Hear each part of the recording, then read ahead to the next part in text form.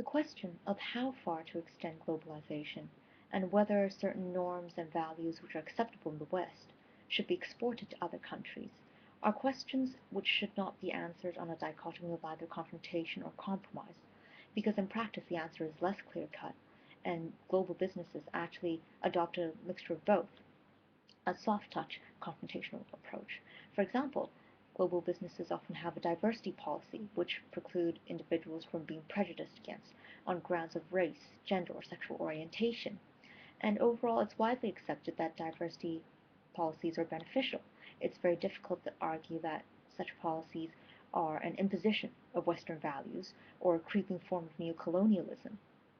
On the other hand, um, promoting homosexuality in a country which is hostile to gay rights, such as Uganda, may be a bit more difficult to tread the fine line between respecting local cultural norms and sending out a message of tolerance, inclusiveness, and a culture based on meritocracy. However, that is still possible for the company if they establish LGBT networks, which one can join, but purely on a voluntary basis.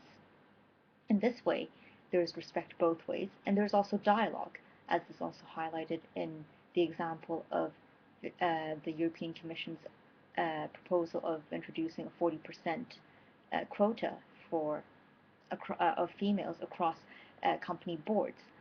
Although the idea was greeted with a positive and negative reaction, by having discussion and dialogue, this is the best way to find perhaps an even more ideal solution.